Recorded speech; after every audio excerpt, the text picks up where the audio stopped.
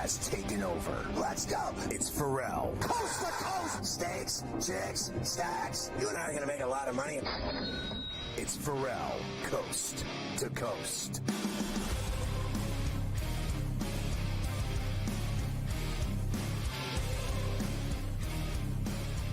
It's Ferrall on the bench, coast to coast in the biggest way possible, hanging out. The bad seed, the bad apple with a bad attitude. We are live in New York City, the Big Apple. Ooh.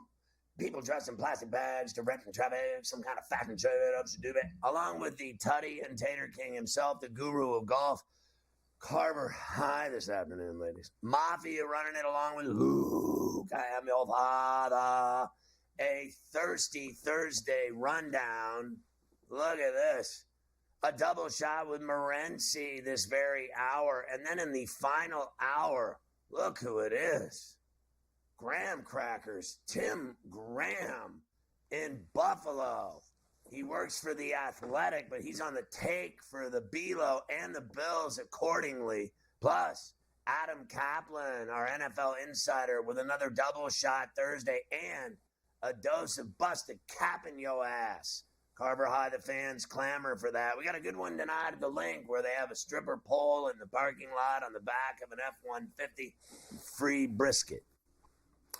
I'm looking at my watch. There's probably somebody on that poll right now, potentially 5 hours before kick. I guess there is a possibility. Rapidly. It's knowing for Philadelphia, I would guess that right about now, the kids are getting out of school, and it is evolving rapidly in that parking lot down there at the Link for a night game on a Thursday with a division rival in town. Yes, Eagles and the Washington football team, now known as the Commanders, but won't always be known as the Commanders, playing tonight. Big game in the NFC East. We know that Washington's gotten off to a great start. Eagles have been rolling the last few weeks, 7-2, 7-3. Should be a good one tonight. We don't get many of these marquee games on a Thursday night, so this is a lot of fun. I hope it's going to live up to the billing. I hope it's as good as that Bengal-Raven game we had last Thursday night, because that was a hell of a game too. Well, I mean, it's always good, right, isn't it? And it's a division game, and they're both really good. You got two good offenses, two good quarterbacks. You got Barkley. The Eagles are hot. The Commanders just got cooled off by the Stellars. So we'll see if they can rebound from that devastating loss, 28-27 at the dump in Landover. To go to the Link is a tough game on short rest, and I see a lot of people are betting on them. I know a lot of people took the 3.5, 4. If you can get it at 4, I don't know if you can, but I've seen it at 4, so I know it's going to be a good game. It always is, and especially when they're both kind of dialed up. Yeah, I have seen some 4s popping around this afternoon and this morning, so those are out there for you if you so choose. I won't be doing that, as we'll discuss later. I'm on the other side. I'm laying it with the Eagles tonight. I think the Eagles are playing good football right now, and they're going to be. And I know I got the stat for you later. I think they haven't covered their last 6 games at home. The Eagles. Yeah, it's always time to end something. We'll end that tonight. All the 6 games in a row at home that they haven't covered the number. So we'll make sure that we fix that with Washington in town there. We've got other news and notes around the NFL for you today. We will do all of that. We've got a lot of preview for Steelers-Ravens. We've got Bills-Chiefs, several other huge games coming up this weekend. We will talk about all of those. I want to get into some of these NBA things from last night, though, with you, too, because there was some monster games last night in the NBA. I mean, I watched the fourth quarter of the Wembanyama game because I had some things going on with him. He dropped 50 on the Wizards in 26 minutes. He scored 50 points in that game. Giannis had 59 in the overtime win for the Bucks. LeBron had his third straight triple-double. Some really big performances last night around the league. It's true. And Ferrall with a 20-burger with 6 boards and 5 dimes in 40-plus minutes of wake up with pain coming off another victory last night, but I had a 20 burger even. Who wasn't scoring last night? And not only that, Carver High, 9 of 10 from the floor. Not bad. 2 of 2 from the line. Wow. So I thought it was a strong effort. Nothing in the realm of Giannis. I don't know. He just kind of woke up from the dead, I guess. And then this guy, Wembanyama, with a 50 spot. Are you kidding me? Like, it's just crazy what guys are capable of doing now in this new NBA with all these threes, and they just go up and down and gun it. They shoot so many. I was noticing the other night, Curry with, 27 shots. I'm not surprised at all LeBron James keeps racking up trip dubs. He's still got it. It's amazing. His physicality is truly stunning. The guy just keeps attacking. He's so smart. The way he takes care of his body, the way he plays, what he sees on the floor, how he gets to the 10. He's, I think, gotten lethal from outside in his older days. He shoots deep shots. I saw him with a guy in his face on the wing last night. He still stuck it from 3. He does it all. They've won 6 straight at home. There's people talking about them being a possible conference finalist. Slow down. Simmer down, son. You can't have that this early. J.J. Redick. I don't know what to believe if they're that good. I still think there's other teams that are better than them. Well, they get to start defending their NBA Cup tomorrow night against the Spurs. So they are the holders of the NBA Cup, and they will try to defend that in the next couple of weeks. The interesting thing about the Giannis game for me was he had 59, 14, and 7, and the Bucks needed every inch of it to beat the Pistons in overtime. Like it was, right. You would think a monster game like that, they must have won in a blowout. Right. But they scraped by. I mean, they had to rally. They were getting whacked in that game. And they had to rally just to get to overtime. Pistons play overtime games on back-to-back nights. But they needed every inch of Giannis's game to even win. They're in a bad place right now despite that win last night with Giannis having a huge game. Are the Pistons getting better? Like, what's happening here? I think so. And I think it comes down to, we've made fun of them a lot the last few years. And I think a lot of that was also they had a bunch of guys that never played. Like Cunningham never played. Ivy never played. Like suddenly they're all playing.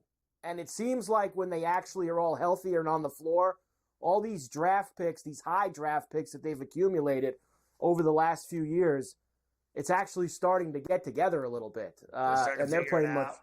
Starting to figure it out, starting to play some decent basketball. So that's nice to see. We also had the Cavs are 13-0 as they needed a little bit of route. But we covered that. We said Philly's got everyone out. We covered. Take the points. Minnesota lost back-to-back nights in Portland. We'll talk about that too. We hit that too. Take Portland with the number.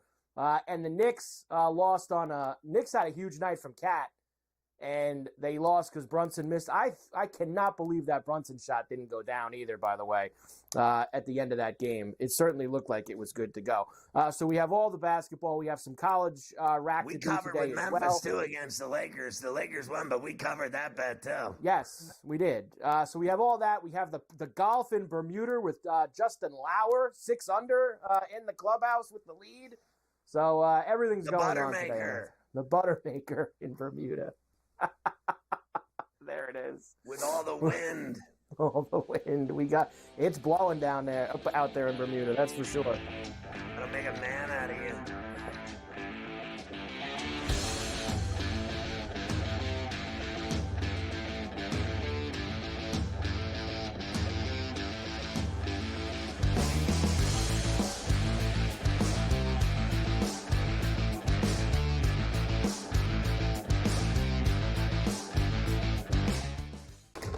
Enter into the magical world of McLuck.com, where even the smallest of spins can win real cash prizes. Adventure into over 1,000 of the best Vegas-style slot games. So what are you waiting for? Unlock your free welcome offer today. Join the fun where winners play and players win. together, both Devontae Adams and Garrett Wilson had huge nights. Aaron Rodgers loves the two big targets, and he says if this is going to happen, it's going to be very tough on the defense to decide who they want to go after. Adams and this kid, Wilson, I won't deny what they can do, but nobody else does jack. Ferrall Coast to Coast, only on SportsGrid. Are they definitely done with Daniel Jones from this point? And any shot that Dable is off the sidelines, meaning he gets fired before next season? They have a general manager in Joe Shane. Every big move has to get approval by ownership. So, look, the bottom line is they don't know who their future quarterback is past this season. Tommy DeVito's clearly not the answer. They don't have a Drew Lock's not the answer. Pro Football Today, only on SportsGrid. A lot of concern, I would say, for Georgia and Carson Beck. 3 interceptions once again. His third 3-interception game in the last 5 for UGA. You can argue if they had Alex Orji as their starting quarterback for Georgia, they would be perfect and unbeaten right now just by not turning the football over and running it with your talented backfield. The Early Line, only on SportsGrid.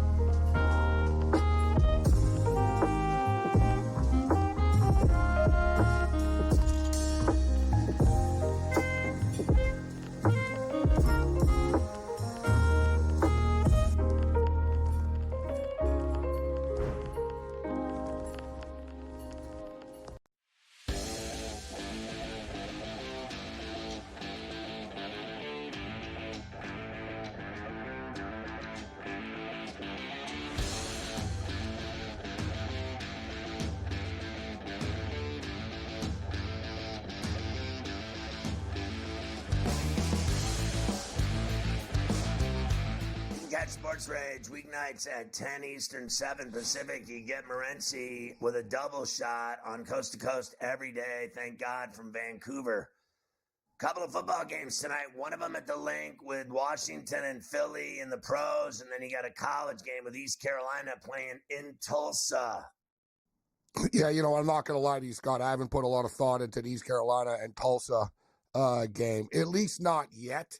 It's not the most glamorous college football game tonight, but I am looking forward to this NFL game, and I see the line move up to 4 right now. Total sitting at 49.5, so the over is once again climbing, and now you're getting a full 4 points with the Washington Commanders. I'll be honest with you, and everybody tuning in, most of the time, if not all the time, if I'm unsure about a game throughout the week and I'm sort of, one day I'm thinking, this team could cover. The next day I think that team could cover. It's not a great game to bet on if I'm unsure of it. Like anybody, right? A lot of us will force bets. It's on TV. It's a primetime game, this and that. This is a really fun game, but I found it to be a tough handicap, Scott. But, I'm going to bite, bro, now that it's up to 4 points with the Washington Commanders. I hate saying this because it sounds like you're taking both sides. When people say, well, I think this team's going to win, but I think, they won't win by what the point spread is. And in all actuality, that doesn't happen often. That only happens like 18, 20% of the time in the NFL, where the team will lose and cover the point spread. But with that being stated, doesn't this game sort of feel, like a 27-25, 23-20, some weird score? 20, a weird score game, 29-28. We've seen these scores. We saw Arizona beat Miami 28-27. We just saw your Pittsburgh Steelers in Washington. Crazy high-scoring game where, 1 or 2 points. 4, you get 4 points in a game, suddenly they got to beat me by 5 for me to lose my money. I'm going to buy in with Washington and hope for the best plus the points, Scott. Philly hasn't covered in 6 straight games at home. That's another thing, too. That, if you look at the Philadelphia Eagles, yeah, they've been playing well. They haven't really played, let's give them credit for the Bengals game on the road. But at home, they've had a problem, and Washington are good, right? Like Washington are good. Like they had Pittsburgh on the ropes last week. They nearly came back and won, had a field goal attempt late. That offense can move the ball. So they're going to score they're going to put points up on Philadelphia. The question is, what does Philadelphia's offense do to Washington? And as you just stated, at home, there's a different vibe there. It's strange. You figure they'd be able to take advantage of it, but it's like the fan base are ready to turn on them all the time, right? And they're ready to turn on Sirianni and Hurts, and as soon as, they don't have a couple of good drives.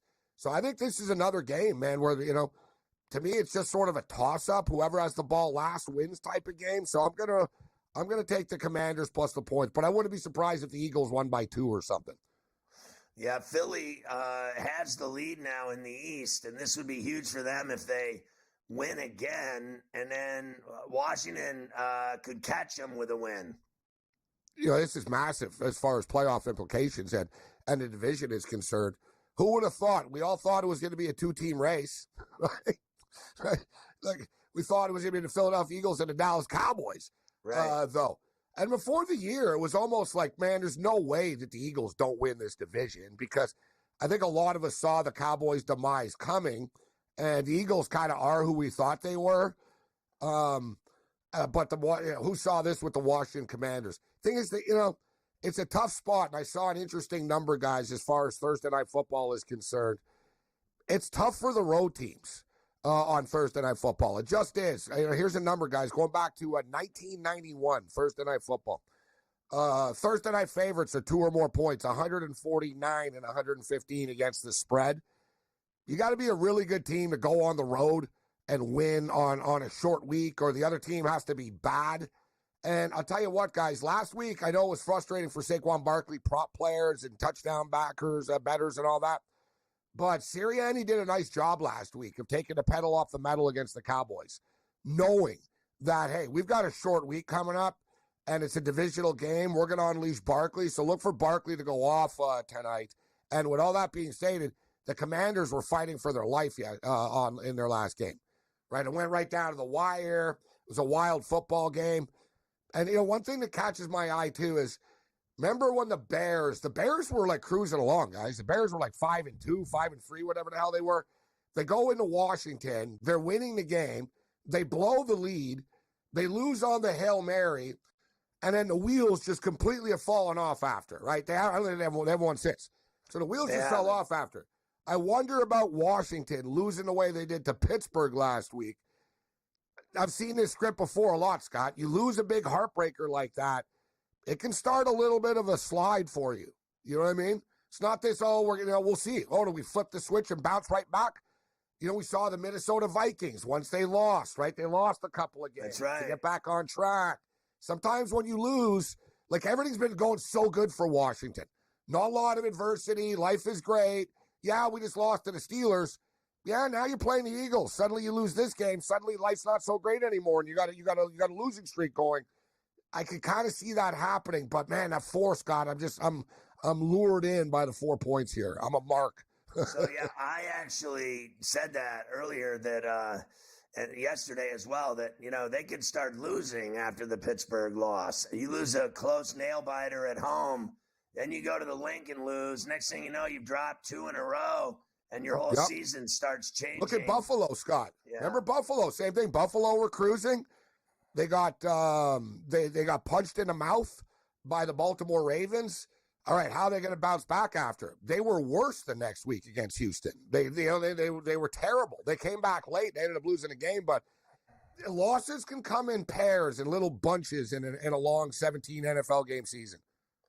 But they're sitting 8-2 and loving life. They'd be the 2 seed right now. Of course, besides this great game tonight, you've got the Steelers and Ravens in Pittsburgh, the Bills hosting the Chiefs, and the Bengals and Chargers Sunday night's going to be great as well. When we come back, we'll talk to Morency about those 3 big games that are coming up on Sunday in the NFL.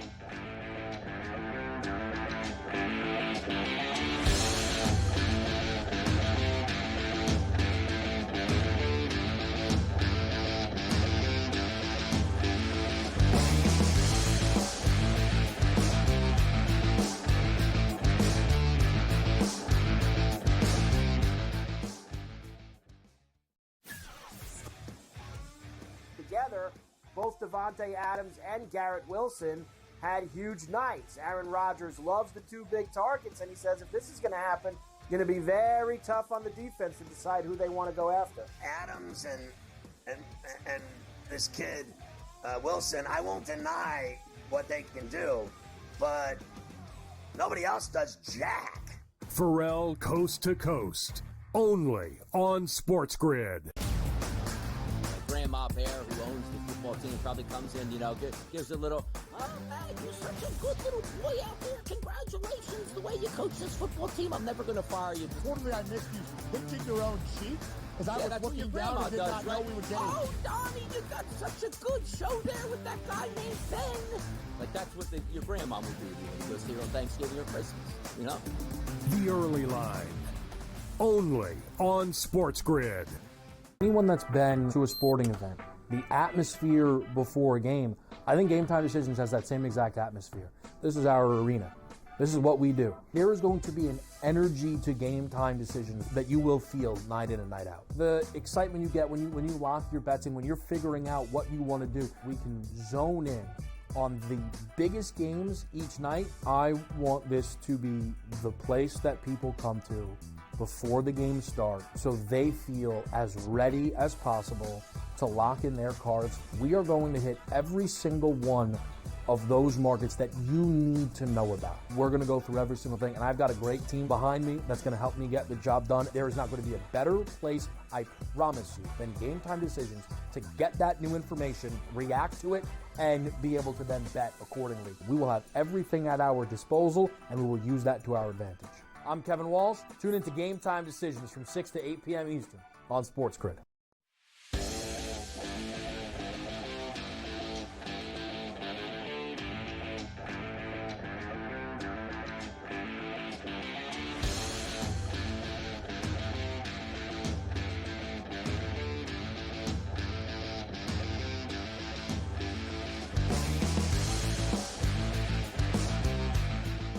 Mafia not approving of my behavior when I go on Steeler road trips. He thought it'd be a good idea if I didn't do the show Monday. He recommended. I'm not sure if I can do the hit Monday, even the segment either. I'm going to the Grey Cup. I might need to sleep in as well, Scott. You have to do it. The Prime Minister's going to be there. He's been very popular this week. He made the New York Post. He's caused a lot of friction with the Swifties. He got everybody all up in arms, saying that he. I have to clarify on. What did he say? He hoped somebody threw her into the Niagara Falls? Yeah, I think that was the line that upset people. For the record, it wasn't on my show. I got nothing to do with it. And as I have been telling Taylor Swift fans off the top of my program, I'm a fan. I wish her nothing but the best of luck on her tour. She makes tons of money. She's great. I got no issues with the Swifties. They're like, dude, they're worse. Like, you're better off pissing off Kim Jong-un in North Korea than Taylor Swift fans. Like, you know what I'm saying? Like, they see, they're doxing you, and like, you know what I mean? You're getting swatted at your house. It just will not go well for you. So of all these games, let's start with the Steelers, Ravens, then the Bills, Chiefs, and then the Bengals, Chargers, because these are just really 6 magnificent quarterback and matchups and games. And you're going to be at the Baltimore game. On a pond. I'm going to the Grey Cup, but I'm going to set this up. Normally, I'm on the air Sunday nights, but George Kurt's going to step up and in for me because I don't think I'll be in any condition to be doing a show on Sunday night after the Grey Cup. And the game will actually still be going on at that time. But I'm going to head downtown early, and I'm meeting. There's a bunch of people, scouts, football people. There's all kinds of people in Vancouver this weekend. So I'm going to hook up early with them. I'm going to go out and watch the game, Scott, that Baltimore-Pittsburgh game. Right. The Bills, I'm only going to see like the first quarter or first half of the Bills, but I do get the game on my phone. I get NFL games pretty clearly on my phone, so I won't have a problem there. I'll be at the Grey Cup watching the Bills game on my phone as well, but can't wait. And then after, like you said, the Sunday nighter, you got Cincinnati. Their season's on the line against a red-hot Chargers team right now. Dude, I haven't seen one person pick your Pittsburgh Steelers in this game this week. I have. Everybody besides you. Yeah, you're the guy. So I'm on board with you. Baltimore are really good. Baltimore are a little bit bullyish in a way. Baltimore like to beat up on bad teams. You know what I mean? And they're going to have these games, and Lamar goes off, and he throws 5 touchdowns, and, they're going to look unbeatable. It's like, oh, my God, these guys are like, Steelers are afraid of the Ravens. They kick their ass every time they play them. That's what I'm saying. There's not like an intimidation factor. Oh, Lamar's coming to town.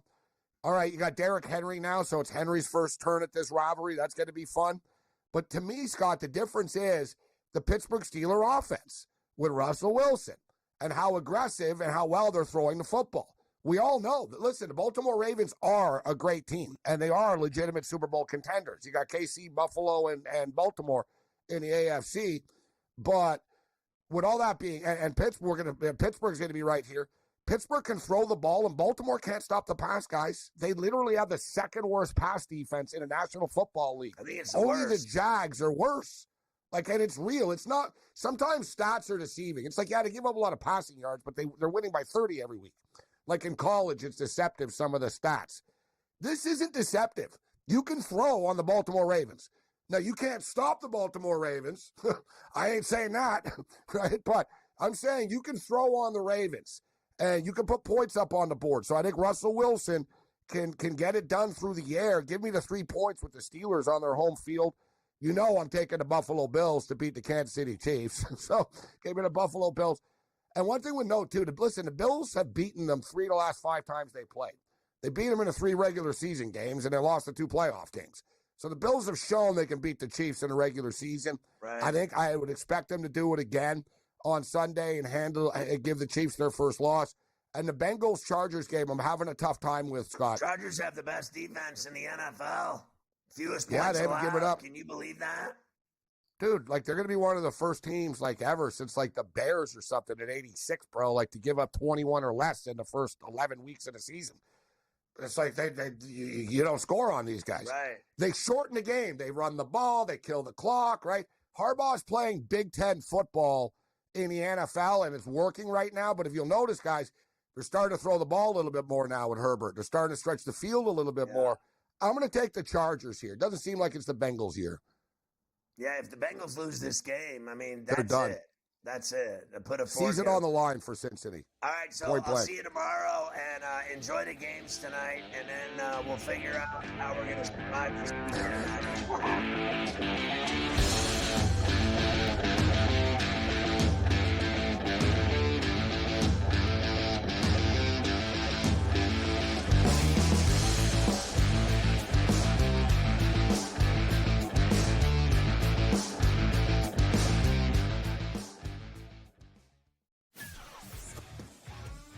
Together, both Devontae Adams and Garrett Wilson had huge nights. Aaron Rodgers loves the 2 big targets, and he says if this is going to happen, it's going to be very tough on the defense to decide who they want to go after. Adams and this kid, Wilson, I won't deny what they can do, but nobody else does jack. Ferrall Coast to Coast, only on SportsGrid. Grandma Bear, who owns the football team, probably comes in, gives a little, oh, man, you're such a good little boy out there. Congratulations, the way you coach this football team. I'm never going to fire you. Quarterly, I missed you pinching your own cheek as I was that's what your looking down grandma and did does, not know right? we were getting. Oh, Donnie, you got such a good show there with that guy named Ben. That's what your grandma would do to you when you go see her on Thanksgiving or Christmas, The Early Line, only on SportsGrid. Anyone that's been to a sporting event, the atmosphere before a game, I think Game Time Decisions has that same exact atmosphere. This is our arena. This is what we do. There is going to be an energy to Game Time Decisions that you will feel night in and night out. The excitement you get when you lock your bets in, when you're figuring out what you want to do, we can zone in on the biggest games each night. I want this to be the place that people come to before the games start so they feel as ready as possible to lock in their cards. We are going to hit every single one of those markets that you need to know about. We're going to go through every single thing, and I've got a great team behind me that's going to help me get the job done. There is not going to be a better place, I promise you, than Game Time Decisions to get that new information, react to it, and be able to then bet accordingly. We will have everything at our disposal, and we will use that to our advantage. I'm Kevin Walsh. Tune into Game Time Decisions from 6 to 8 p.m. Eastern on SportsGrid.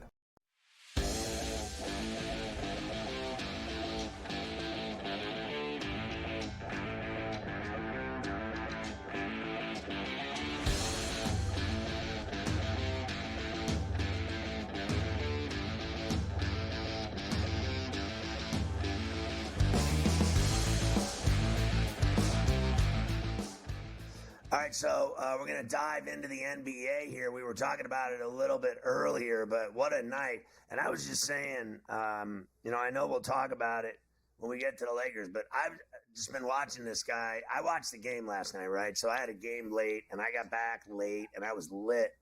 When I play, I can't, play a game and run up and down for an hour and then, go to bed? I came home, and I was partying. I was up till 1:30 in the morning. So I watched this kid connect. He's another one, Carver High, that can fill it up. I mean, in bunches. He can hit some shots, deep shots. That kid can flat out play. It's amazing to me how that kid from Tennessee gets all the no juice whatsoever. All they do is talk about Bronny.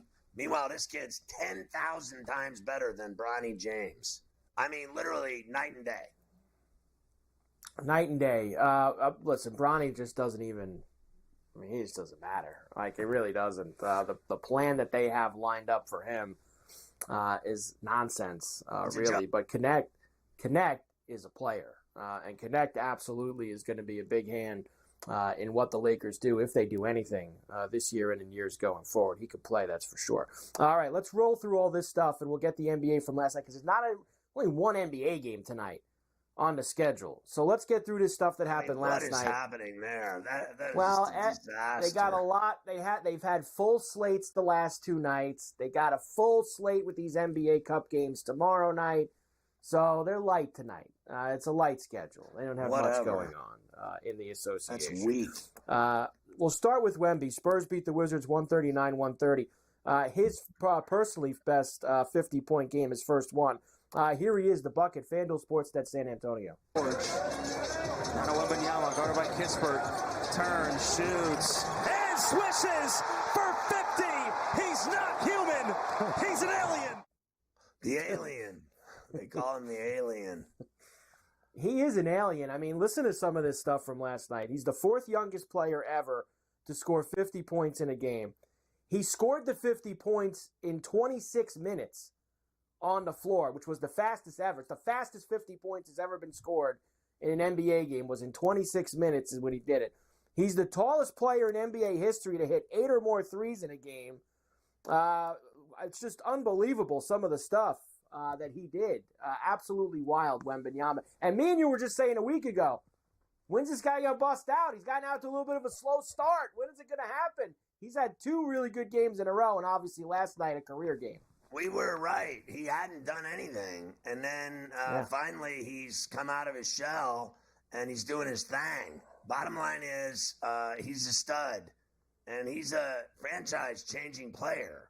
He's not a normal pick that has to develop this Richiche. I could go on and on of guys that are going to take time to turn into a pro. Now, Richiche had a really good game the other night. He had 33. That's big for him. He needed that because no one talks about him at all. He's the top pick, and he's literally invisible. But this guy, Wemby, he's no joke, man. He's changing everything down there. And when you play against him, you got to deal with it. He's blocking shots out of thin air. He does everything. He does it all. He scores, hits threes. He shoots well. He finishes high percentage shots. He's unstoppable in the block. And he, what doesn't he do? He rebounds, kicks, he runs, he can dribble, he can handle it, he can dunk it from the free throw line with his arm. I mean, it's literally freak stuff. And they're going to be good. By the time he's done, I'm talking literally, I thought this year he's going to be Defensive Player of the Year. That's a done deal. And he may do that every year for, the next 10, 12 years, where he's just going to be the best defensive player in the league. Who's better than him? No one. At blocking shots. And that's what it's about. The guy stops people from scoring. He's unbelievable. He really is. And you know what? I was the first time I really got to catch the Spurs this year because I was watching a little bit of Wemby. They've put a couple of veterans around him this year, to help. I think that helps him out. Last year was kind of just him, and there really wasn't much going on. Chris Paul, Harrison Barnes. Like, they put a couple guys who have been around the league a long time next to him, and I think that's going to help him out. He's still only 20 years old.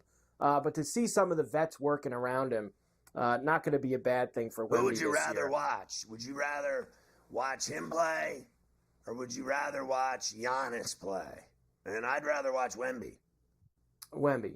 Wemby for me. That's where I would go. But and that's nothing against Giannis. They still show this guy Giannis more than they show Wembanyama. It's unbelievable. I'm so bored watching the Milwaukee Bucks. It's not even funny. I want to watch Wembanyama, and so does everybody else.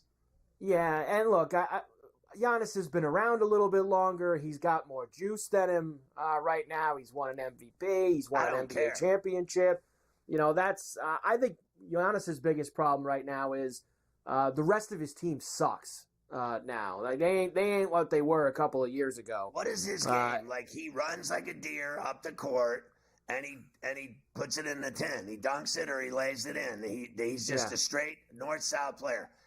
That's not Wembanyama's game. No. Wembanyama's everywhere. In fact, I think Wembanyama probably, I'm not going to say he does too much, but it almost seems like he's more out on the perimeter than he likes going inside. Like, he does go inside, but I feel like he's more, you saw last night, I mean, he took a billion threes last night from the outside. He hit it, but when he's hitting, let it fly. I mean, he like crosses half court and he's chucking them up. Some of the threes that he was shooting last night. Some guys, like the other night, Hero Sandwich had 10 threes. I played last night. Of those 9 out of 10, they were all layups at the 10, all finger rolls at the 10, all 2-point shots, all close to the basket. I just play baseline from free throw to free throw. Like I'm back and forth and just wait for the ball for opportunities or putbacks. And some guys have to shoot from outside. I always like the high percentage shot. For him, I think there's some level of candy involved where he's not man enough, frankly, to go down there with guys that are 100 pounds heavier than him with more muscle. Like, he's not ripped or meaty. He doesn't have any, beef on his bones. You know what I mean? And he's not ripped. Yeah. He's just super ultra talented and athletic and skinny twig. And so is Holmgren. But if he were down in that low block and he weighed 75 pounds more than he does, I mean, can you imagine? Literally every shot would be a dunk. He would. The difference between, I think, like Joker is high percentage shots literally at the cup with a guy that's almost 300 pounds. I mean, you're dealing with a real problem on your hands when a guy's that big and he can get to that spot where all he's doing is shooting little bunnies and finger rolls. Like last night, at one point I hit like 3 or 4 in a row. Some guy said something like, he's 60. And I said, I haven't missed yet. I'm shooting layups over here. I could be your grandfather. And then that gets them really mad. Gets people mad. I like getting people mad. It gets them mad. You do like getting people mad. We'll come back, and I'll give you a couple of those bunnies that Giannis made in overtime.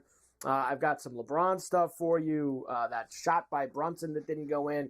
We'll rip through the rest of this NBA from last night when we come Starting back. 5. Have you ever seen it on Netflix? Haven't the Starting 5. Well, he's on it. So James is on it. He's one of the Starting 5 that they do. Tatum, Sabonis, Ann Edwards, and I forget who the other one is. But honestly, it really is a cool show. It's like it's them literally in the game, at the games, mic'd up, and then at home in real life with everything they do every day in their normal lives.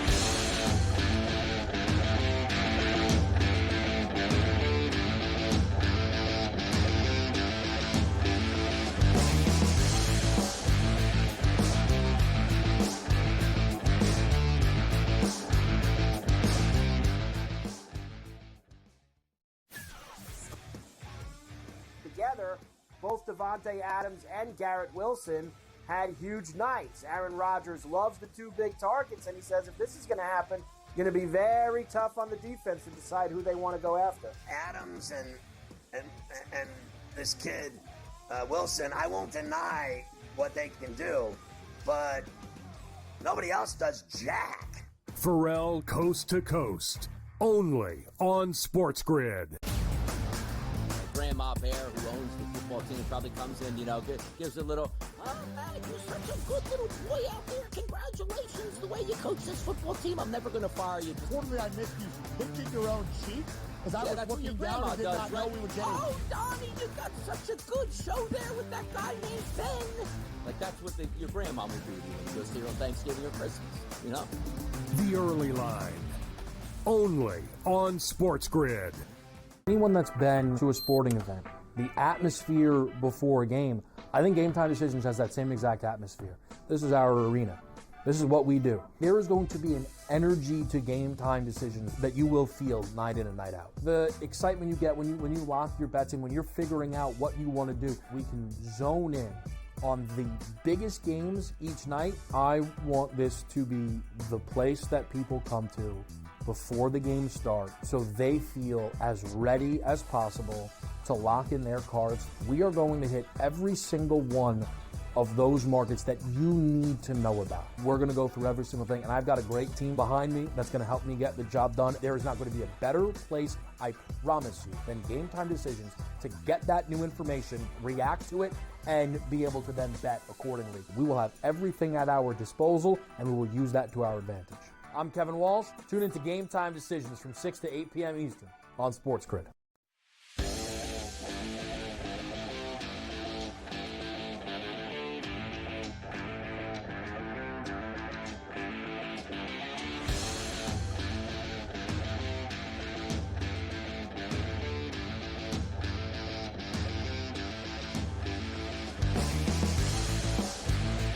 All right, the Bucks game was crazy with the Pistons, like you were saying earlier. Giannis went off. Yes, he did. Bucks were down really for most of this game. Pistons were hammering them in the first half through the third quarter. Bucks rally behind Giannis, 59 points, most scored in the game this season so far in the NBA. 11 points were in overtime. He had 14 boards, 7 dimes, 3 blocks. Here he is in overtime, taking care of business. FanDuel Sports, Wisconsin. Giannis sees an opening, spins off of it, lays it in. Make it 57 for Giannis. Giannis looking for the slam for 59. Involve Malik Beasley in those screens. Look at Giannis. Yeah, I don't think that'll be the high for the season. I really don't. I think somebody else will. I won't be surprised if somebody puts in a 75 burger. There's plenty of guys around the league who are pigs. We know that. There's plenty of guys that'll go 60 at some point this year, whether that's Luka, whether that's a few. There's going to be some guys who get up there. This 59 will not hold throughout this year. We had a bunch of 60-point games. Did we get a 70? Did Luka have a 70 last year? He did, right? Didn't Luka have Somebody a 70 did. or 71? Either him or was it Booker? I mean, Booker had a big game. Yeah, but Booker's another guy. Like when he's feeling it, he just completely shuts everyone out, and he takes every single shot, and he fills it up. So 59 won't last. I bet it won't even last to the first of the year. Somebody will get one by the end of the year, this year, like this calendar year. I think somebody will top it next week. Anything's someone's possible. Gonna want to top it. These guys are hungry to be that guy. Luka and Embiid both got 70 last year, so there you go. So they both went and crossed over that number. Embiid, the way he's walking, he might not score 70 points all season. The way that Embiid, I'm kidding. What a shame. Lakers beat the Grizzlies 128-123. 3 straight triple-doubles for LeBron James, 35, 12, and 14, all over the place on ESPN. One more, and he'll have a triple-double for the third straight game. James going behind the back, attacking. LeBron making it happen everywhere. 12 assists now. I mean, what else is there to say about LeBron James? I mean, honestly, I thought it was cool, like I said, watching the starting 5. The other guy, by the way, is Butler. That's the 5th player on that thing. And the thing about him is, you don't really, I think, get a chance to see what he's, really like off of the NBA television screen. Like, people just watch him play or watch him break records or set the scoring record or get interviewed after a game or what have you, right? Or at the All-Star game, you see him maybe a little bit and, with all the stars playing and joking around or being mic'd up. But to see him actually at home with his kids, all three of them, with his wife, driving around with his driver, talking to him, doing things like away from basketball completely.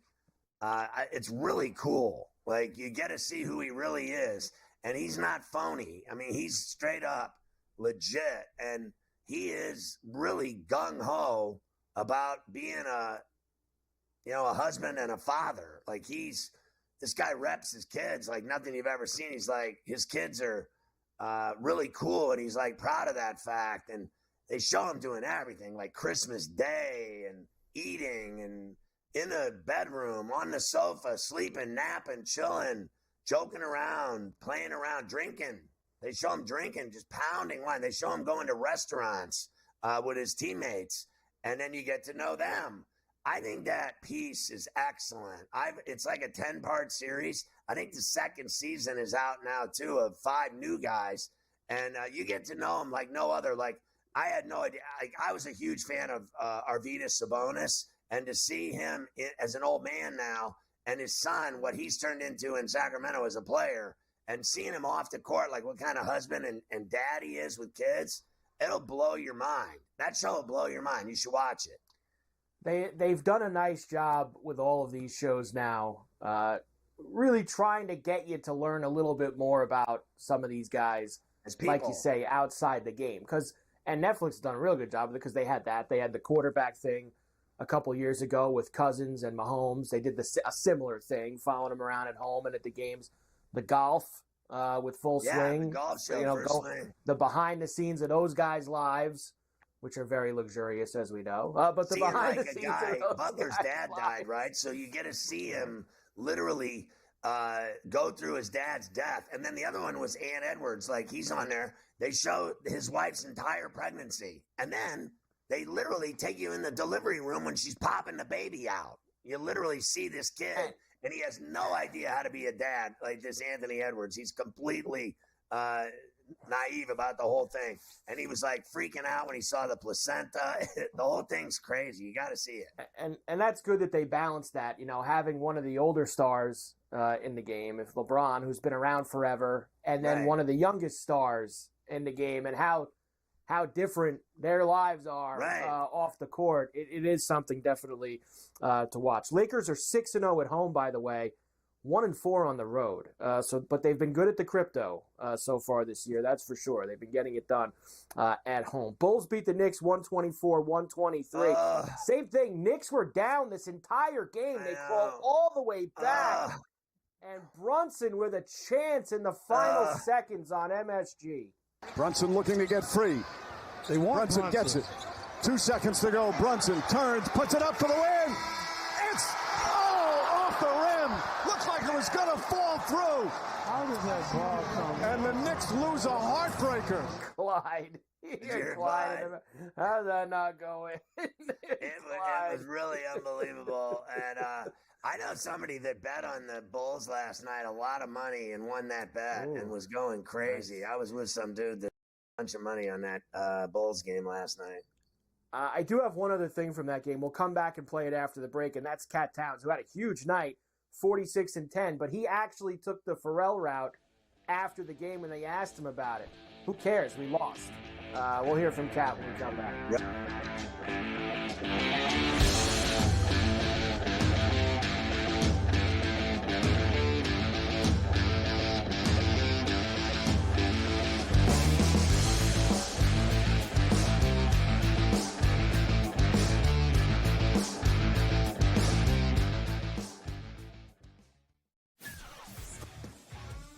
Together, both Devontae Adams and Garrett Wilson had huge nights. Aaron Rodgers loves the 2 big targets, and he says if this is going to happen, it's going to be very tough on the defense to decide who they want to go after. Adams and this kid, Wilson, I won't deny what they can do.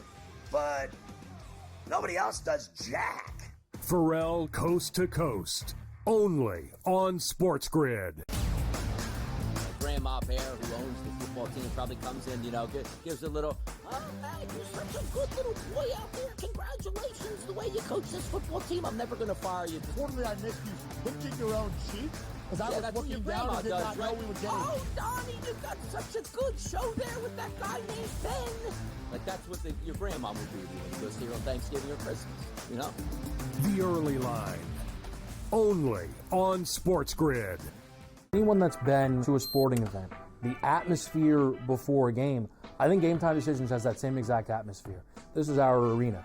This is what we do. There is going to be an energy to Game Time Decisions that you will feel night in and night out. The excitement you get when you lock your bets in, when you're figuring out what you want to do, we can zone in on the biggest games each night. I want this to be the place that people come to before the games start so they feel as ready as possible to lock in their cards. We are going to hit every single one of those markets that you need to know about. We're going to go through every single thing, and I've got a great team behind me that's going to help me get the job done. There is not going to be a better place, I promise you, than Game Time Decisions to get that new information, react to it, and be able to then bet accordingly. We will have everything at our disposal, and we will use that to our advantage.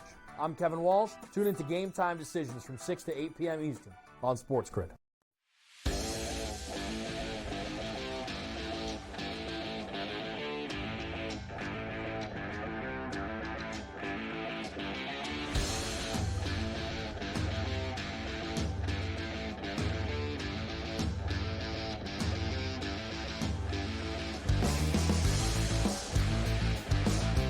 If you have a 36 burger and you lose, you suck. It's real simple. That's the lay of the land. That's my son said to me after I had a 36 piece. You lost, you lose, you suck. No one cares what you have when you lose. Cat took a page out of Gunner's playbook last night after a 46-10 night, which he had a huge game. Cat was awesome for the Knicks in that comeback. They asked him about it, and he's like, who cares? We suck. We lost. You're at 46, but it sounds like you don't really take many positives. I don't care about that. If there's no W attached to it, then it's a bad night. That's it. He's like, huh. That's it. Like, it's just, he's not having it. And I don't know, I think it was last night or after the Sixer game the other night.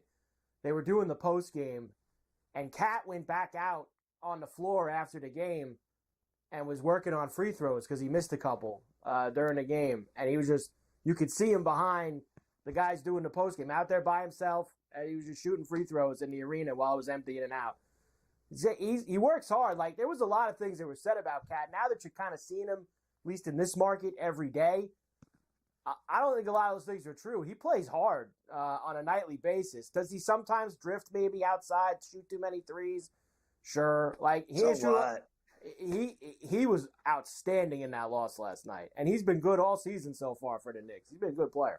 There's no arguing any of that. I mean, I think that everyone already knew he could play, and I got to be honest with you. I think that the real reflection of his talent is what's happened to Minnesota. They're 500, and they were the best team in the West last year with him, and without him, they're ho-hum and going through the motions. I always told you they picked the wrong guy. Gobert is nothing compared to this guy. Gobert ain't got that outside game. He don't have that inside game.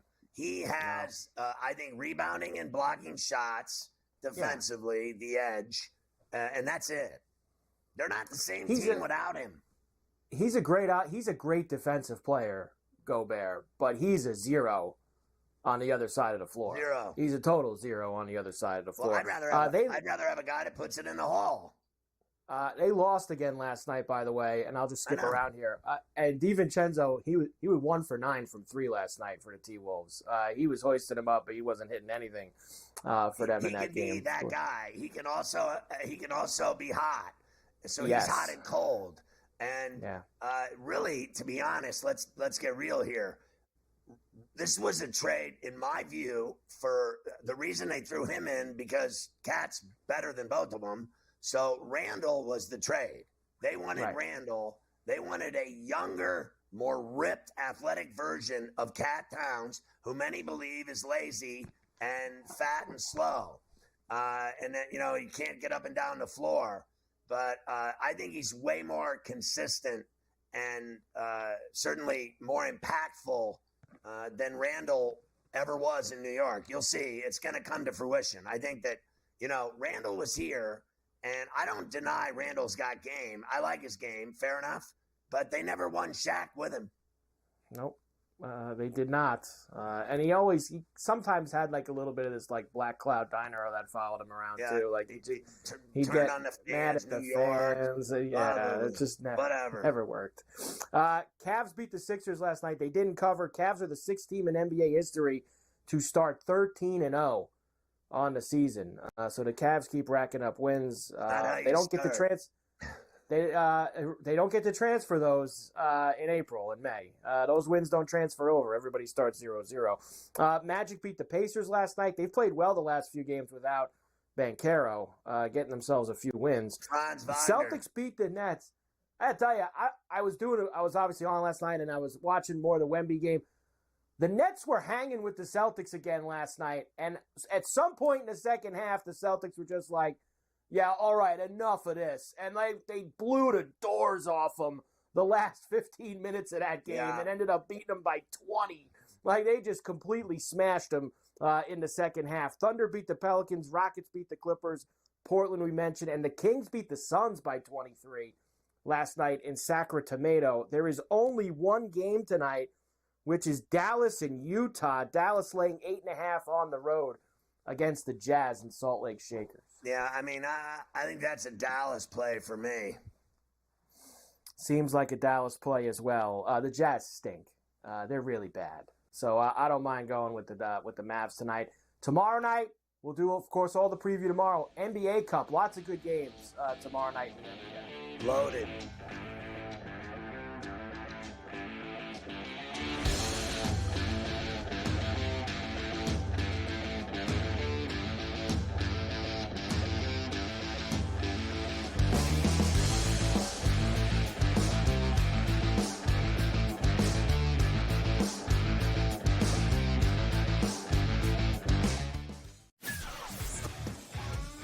Together, both Devontae Adams and Garrett Wilson had huge nights. Aaron Rodgers loves the two big targets, and he says if this is going to happen, it's going to be very tough on the defense to decide who they want to go after. Adams and this kid, Wilson, I won't deny what they can do, but nobody else does jack. Ferrall Coast to Coast, only on SportsGrid. Are they definitely done with Daniel Jones from this point? And any shot that Dable is off the sidelines, meaning he gets fired before next season? They have a general manager in Joe Shane. Every big move has to get approval by ownership. So look, the bottom line is they don't know who their future quarterback is past this season. Tommy DeVito's clearly not the answer. They don't have it. Drew Lock's not the answer. Pro Football Today, only on SportsGrid. A lot of concern, I would say, for Georgia in Carson Beck. 3 interceptions once again. His third 3-interception game in the last 5 for UGA. You can argue if they had Alex Orji as their starting quarterback for Georgia, they would be perfect and unbeaten right now just by not turning the football over and running it with your talented backfield. The Early Line, only on SportsGrid.